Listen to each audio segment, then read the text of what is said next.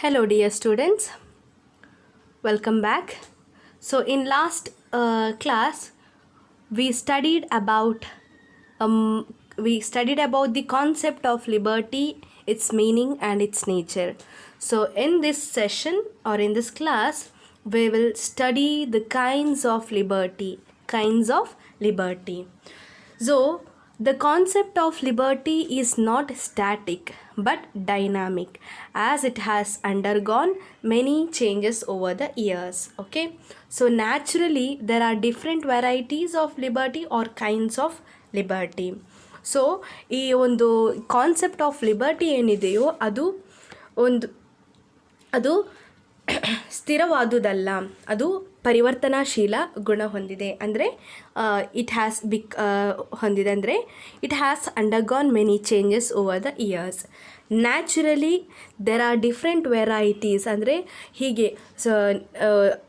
ಇದರ ಒಂದು ವಿಧಗಳನ್ನು, ಯಾವುದ್ರು ಸ್ವಾತಂತ್ರ್ಯದ ವಿಧಗಳನ್ನು ನೋಡೋದಾದರೆ ಅದು ಅನೇಕ ರೀತಿಯಾದಂತಹ ಒಂದು ವಿವಿಧ ಸ್ವಾತಂತ್ರ್ಯಗಳನ್ನು ನಾವು ಕಾಣಬಹುದು. ಅದು ಡಿಫ್ರೆಂಟ್ ಟೈಪ್ಸ್, ಅದರ ಡಿಫ್ರೆಂಟ್ ಟೈಪ್ಸ್ ಅಥವಾ ಕೈಂಡ್ಸನ್ನು ನಾವು ಈ ಒಂದು ವಿಡಿಯೋದಲ್ಲಿ ಅಂಡರ್ಸ್ಟ್ಯಾಂಡ್ ಅಂದರೆ ಅರ್ಥ ಮಾಡಿಕೊಳ್ಳುವ. So there are 5 categories of liberty which are as follows. First one natural liberty, second one civil or personal liberty, third one political liberty, fourth one economic liberty, fifth one national liberty. See, every liberty, whether it is natural or personal or political, economic, national, every liberty has its own meaning. So every liberties are enjoyed by the individuals. Okay, so these liberties are enjoyed by the individuals in their daily lives. We can say that every liberties are enjoyed by the individuals in their daily lives. Okay, so first let us move on to understand the first kind of liberty, that is natural liberty. Okay, natural liberty indicates the unrestrained freedom to do what one pleases. Such a type of freedom cannot exist in a state. Natural liberty existed prior to the creation of the state. Thomas Hobbes, John Locke and Rousseau speaks of natural liberty in the state of nature. Natural liberty allows the survival of the fittest, which leads to injustice, fear, anarchy and finally absence of liberty. This natural liberty thus indicates the liberty enjoyed by everyone in the nature. Okay, so this natural liberty, in simply if you want to understand, means it indicates the liberty enjoyed by everyone in the nature. So it is enjoyed by everyone.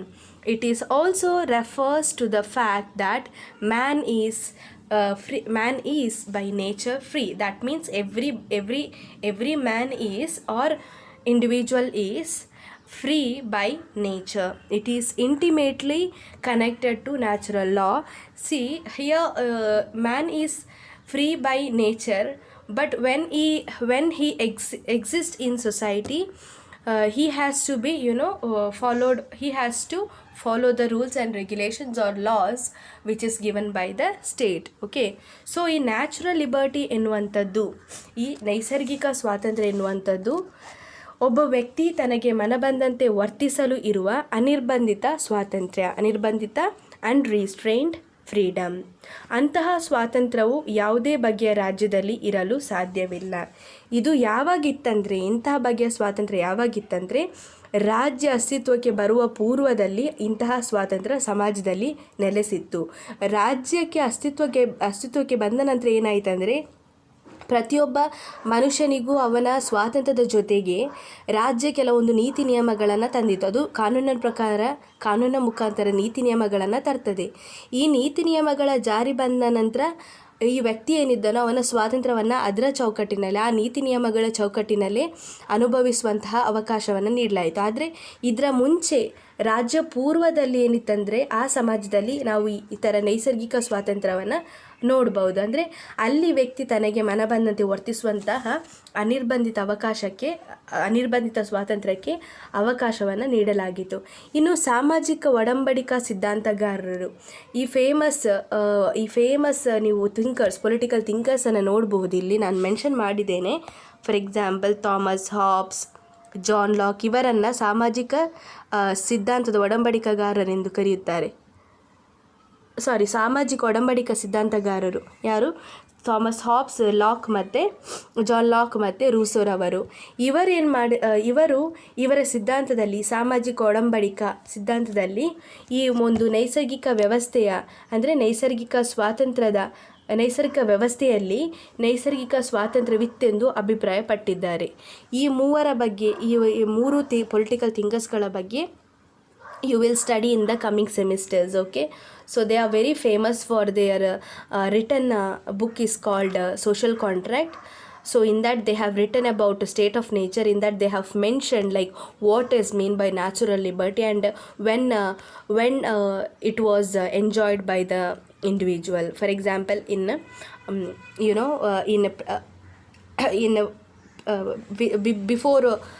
before exist of the state, it was enjoyed by individual. That means in earlier period it was enjoyed by the individuals. Which one? Natural liberty. So when state came into existence, the certain laws also came, and according to those laws everybody started to enjoy their liberty. So this natural liberty allows survival of the fittest which leads to, ಅಂದರೆ ಈ ನೈಸರ್ಗಿಕ ಸ್ವಾತಂತ್ರ್ಯ ಇರುವಲ್ಲಿ ಏನಾಗ್ತದೆ ಅಂದರೆ ಸಾಮರ್ಥ್ಯವಂತರ ಉಳಿವನ್ನು ಮಾತ್ರ ಇದು ಪ್ರತಿಪಾದಿಸ್ತದೆ. ಆಗ ಅಲ್ಲಿ ಹೆದರಿಕೆ, ಬೆದರಿಕೆ, ಅನ್ಯಾಯ, ಅರಾಜಕತೆಗೆ ಕಾರಣವಾಗಿ ಕೊನೆಗೆ ಅಲ್ಲಿ ಸ್ವಾತಂತ್ರ್ಯವೇ ನಿರ್ನಾಮವಾಗುತ್ತದೆ. So natural liberty thus indicates, as I explained before, ಹೀಗೆ ನೈಸರ್ಗಿಕ ಸ್ವಾತಂತ್ರ್ಯ ಮಾನವರು ಪ್ರಕೃತಿದತ್ತವಾದ ಸ್ವಾತಂತ್ರ್ಯವನ್ನು ಅನುಭವಿಸುತ್ತವೆ. ಅಂದರೆ ಮಾನವರು ಪ್ರಕೃತಿಯಿಂದಲೇ ಒಂದು ಮುಕ್ತರಾಗಿದ್ದಂಥವರು. ಹಾಗಾಗಿ ಈ ನೈಸರ್ಗಿಕ ಸ್ವಾತಂತ್ರ್ಯವು ಮಾನವರು ಪ್ರಕೃತಿದತ್ತದಿಂದಲೇ ಸ್ವಾತಂತ್ರ್ಯವನ್ನು ಅನುಭವಿಸುವುದನ್ನು ಸೂಚಿಸುತ್ತವೆ. ಈ ಸ್ವಾತಂತ್ರ್ಯವು ನೈಸರ್ಗಿಕ ಕಾನೂನಿನೊಂದಿಗೆ ನಿಕಟ ಸಂಬಂಧವನ್ನು ಹೊಂದಿದೆ. ಅಂದರೆ it refers to the fact that man is by nature free. It is intimately connected to natural law. Okay, so the next liberty is civil or personal liberty. Okay, civil or personal liberty means civil liberty as against natural liberty are granted by the state. See, as I mentioned, this one, civil liberty against natural liberty, in the previous one which we studied just now, because when natural liberty was there in society, that time state was not there. So state came after that. So after the state, once the state came into existence, everybody got their civil liberty or personal liberty. So that is why civil liberty as against natural liberty, they are granted by the state. Which one? Civil or personal liberties are granted by the state. Every normal human being cherishes personal freedom. So it cannot be unlimited or unrestrained. It is limited and protected by the law of the land. It is also referred to as personal, since it is enjoyed by a person in his capacity as an individual in the society. Civil liberty includes personal freedom, which is of tremendous importance to the individuals. For example, right to liberty, life, education, property, religion, family, speech, etc. See, ಈ ನಾಗರಿಕ ಸ್ವಾತಂತ್ರ್ಯ ಎನ್ನುವಂಥದ್ದು ನೈಸರ್ಗಿಕ ಸ್ವಾತಂತ್ರ್ಯದ ವಿರುದ್ಧ ಸಿದ್ಧಾಂತ. ಅದು ರಾಜ್ಯ ತನ್ನ ಪ್ರಜೆಗಳಿಗೆ ಕೊಟ್ಟ ಸ್ವಾತಂತ್ರ್ಯವಾಗಿದೆ. ಈ ನೈಸರ್ಗಿಕ ಸ್ವಾತಂತ್ರ್ಯ ಅನುಭವಿಸುವ ಒಂದು ಕಾಲದಲ್ಲಿ ರಾಜ್ಯ ಎನ್ನುವಂಥದ್ದು ಇರಲಿಲ್ಲ.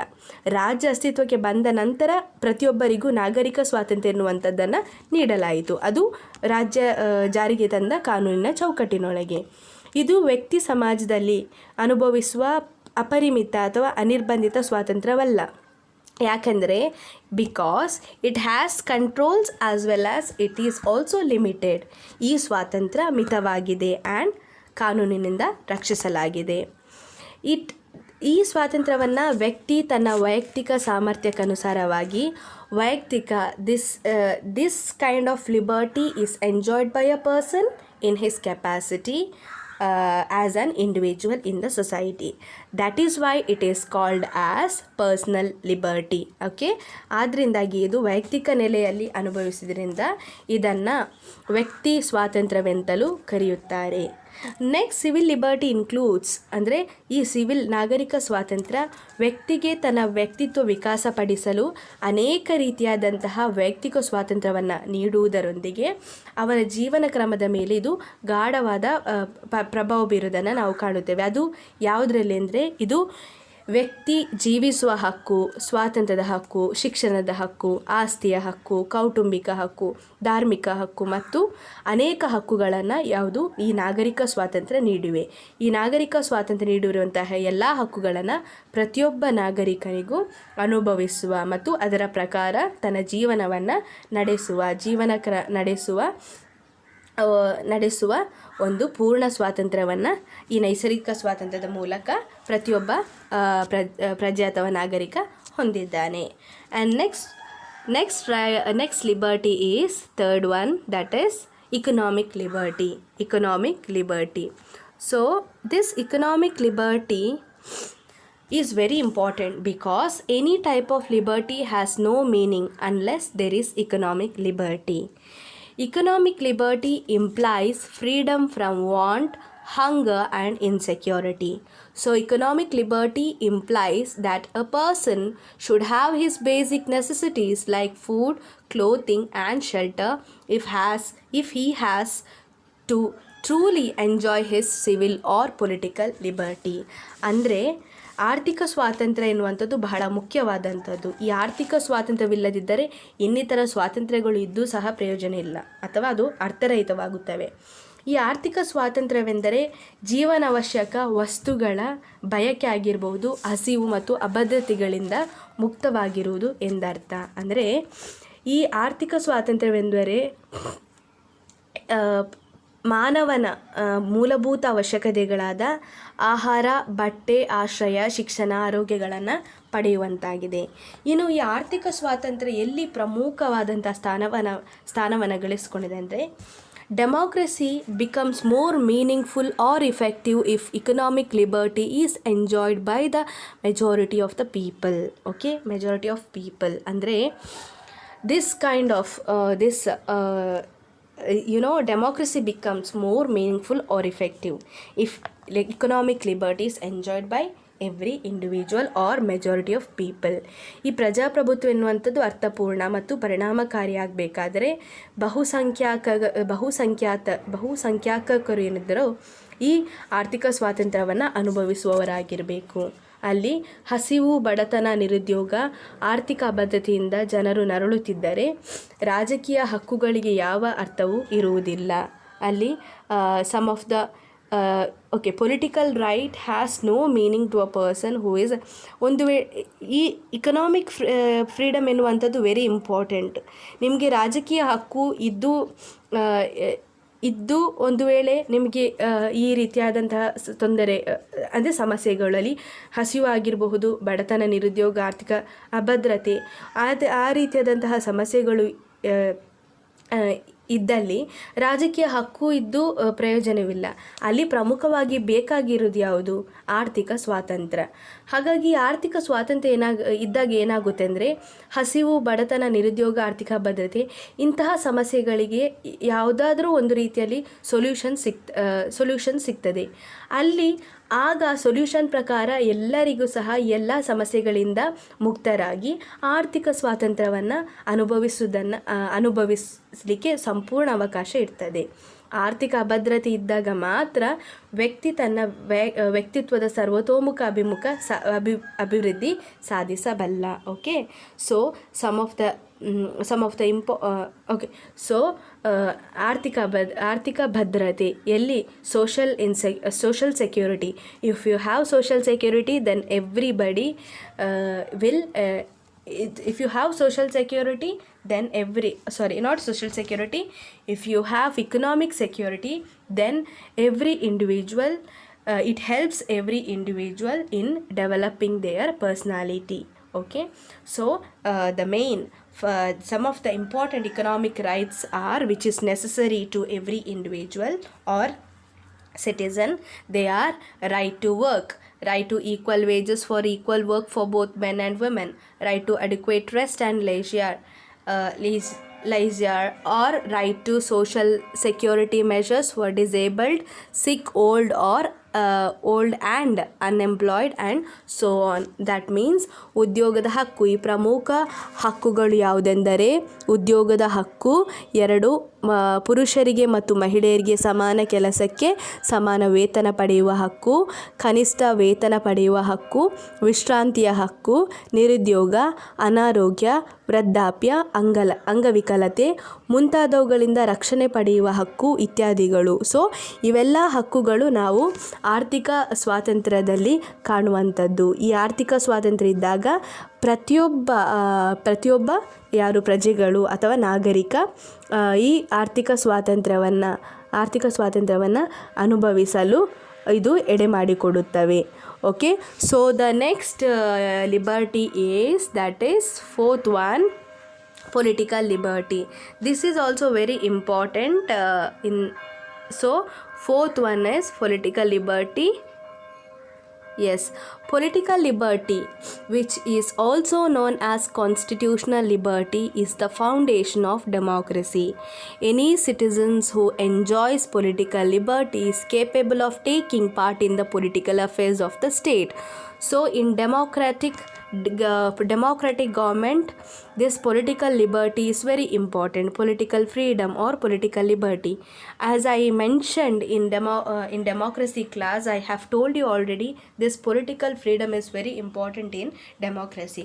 That is why it is also known as constitutional liberty, and it is the foundation of democracy, because this democracy should have political freedom. Then only people can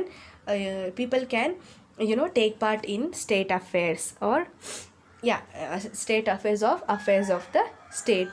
So any citizens who enjoys political liberty is capable of taking part in the political affairs of the state. ಅಂದರೆ ಎರಡನೇದು ರಾಜಕೀಯ ಸ್ವಾತಂತ್ರ್ಯ ಎನ್ನುವಂಥದ್ದು ಈ ಪ್ರಜಾಪ್ರಭುತ್ವ ವ್ಯವಸ್ಥೆಯಲ್ಲಿ ಬಹಳ ಮುಖ್ಯವಾದದ್ದು ಮತ್ತು ಅದು ಪ್ರಮುಖವಾದದ್ದು. ಇದು ವ್ಯಕ್ತಿಗೆ ರಾಜ್ಯ ಆಡಳಿತದಲ್ಲಿ ಭಾಗವಹಿಸಲು ಇರುವ ಅವಕಾಶವೇ ರಾಜಕೀಯ ಸ್ವಾತಂತ್ರ್ಯವಾಗಿದೆ. ಅದಕ್ಕೆ ಸಂವಿಧಾನಿಕ ಮನ್ನಣೆ ಮತ್ತು ರಕ್ಷಣೆ ಇದೆ.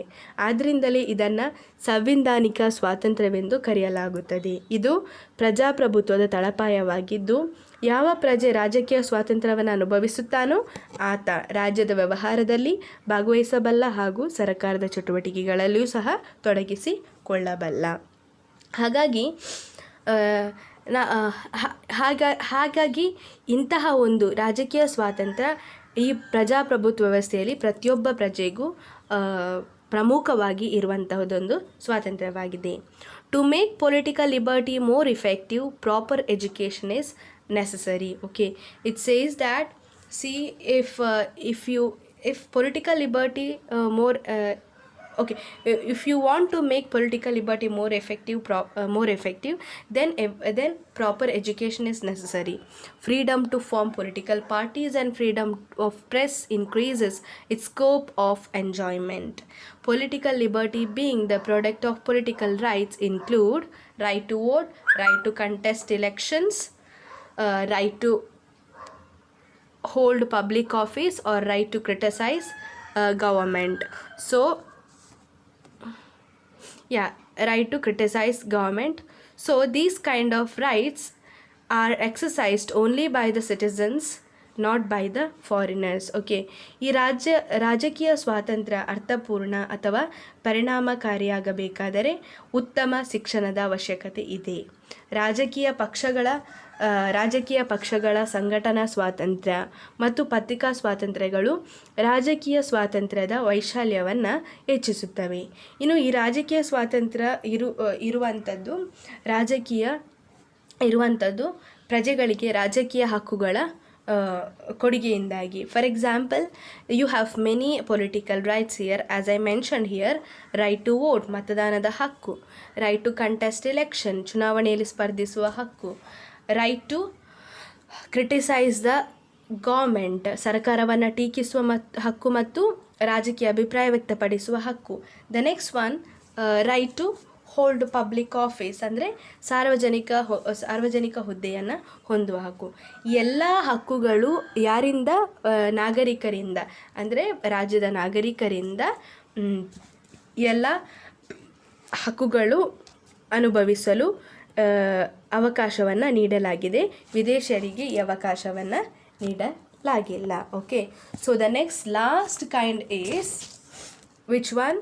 National liberty. Okay, so national liberty implies the liberty of the nation or the country. It is equivalent to national freedom or independence. It is extremely important as it provides a basis for civil, political and economic liberty. National liberty indicates the internal and external sovereignty of the state. Internal and external sovereignty of the state. That means ಈ ರಾಷ್ಟ್ರೀಯ ಸ್ವಾತಂತ್ರ್ಯವೆಂದರೆ ರಾಷ್ಟ್ರದ ಅಥವಾ ದೇಶದ ಸ್ವಾತಂತ್ರ್ಯ. ಅಂದರೆ ಒಂದು ದೇಶ ಪಾರತಂತ್ರ್ಯಕ್ಕೆ ಒಳಗಾಗದೆ ಸ್ವತಂತ್ರ ಸಾರ್ವಭೌಮ ರಾಷ್ಟ್ರವಾಗಿದೆ ಎಂಬುದಾಗಿವೆ.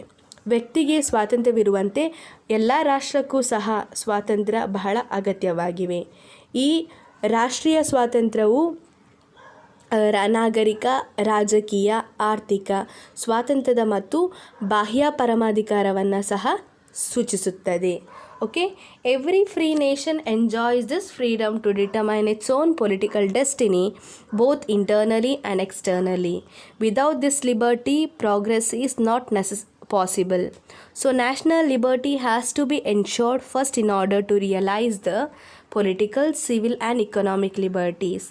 It is also said that the national liberty is a collective sense of liberty enjoyed by the nation as a whole. Okay, so ಒಂದು ಸ್ವತಂತ್ರ ರಾಷ್ಟ್ರ ಮಾತ್ರ ಆಂತರಿಕವಾಗಿ ಬಾಹ್ಯವಾಗಿ ತನ್ನ ರಾಜಕೀಯ ಭವಿಷ್ಯವನ್ನು ನಿರ್ಧರಿಸಬಲ್ಲದು. ಈ ಸ್ವಾತಂತ್ರ್ಯವಿಲ್ಲದೆ ರಾಷ್ಟ್ರದ ಅಭಿವೃದ್ಧಿ ಸಾಧ್ಯವಿಲ್ಲ. ಹಾಗಾಗಿ ಪ್ರತಿಯೊಂದು ರಾಷ್ಟ್ರಕ್ಕೂ ಸಹ ರಾಷ್ಟ್ರೀಯ ಸ್ವಾತಂತ್ರ್ಯ ಎನ್ನುವಂಥದ್ದು ಇರಬೇಕು. ವ್ಯಕ್ತಿಯ ರಾಜಕೀಯ, ನಾಗರಿಕ, ಆರ್ಥಿಕ ಸ್ವಾತಂತ್ರ್ಯಗಳ ಬಲವರ್ಧನೆಗಾಗಿ ಸ್ವಾತಂತ್ರ್ಯಗಳ ಪಟ್ಟಿಯಲ್ಲಿ ರಾಷ್ಟ್ರೀಯ ಸ್ವಾತಂತ್ರ್ಯಕ್ಕೆ ಪ್ರಥಮ ಸ್ಥಾನವನ್ನು ನೀಡಬೇಕು. ಆ ಮುಖಾಂತರ ಪ್ರತಿಯೊಬ್ಬ ವ್ಯಕ್ತಿಯು ತನ್ನ ಸ್ವಾತಂತ್ರ್ಯವನ್ನು ಅನುಭವಿಸೋದ್ರ ಜೊತೆಗೆ ರಾಷ್ಟ್ರೀಯ ಸ್ವಾತಂತ್ರ್ಯದಲ್ಲಿಯೂ ಸಹ ತಮ್ಮ ಪಾಲಿದೆ ಎಂದು ತಿಳಿದುಕೊಂಡು ರಾಷ್ಟ್ರೀಯ ಸ್ವಾತಂತ್ರ್ಯಕ್ಕೆ ಪ್ರಥಮ ಸ್ಥಾನವನ್ನು ನೀಡಬೇಕು. ಸೊ ಈ ರಾಷ್ಟ್ರೀಯ ಸ್ವಾತಂತ್ರ್ಯ ಎನ್ನುವಂಥದ್ದು ಒಟ್ಟಾಗಿ ರಾಷ್ಟ್ರವು ಅನುಭವಿಸುವ ಸ್ವಾತಂತ್ರ್ಯದ ಸಾಮೂಹಿಕ ಪ್ರಜ್ಞೆಯಾಗಿದೆ. So it is said that national liberty is a collective sense of liberty enjoyed by the nation as a whole. So every kind of liberty is very important in the exam point of view. So you have to study these kinds. Okay, so it's these kinds and also its meaning. So that's all for this class. Thank you students for listening.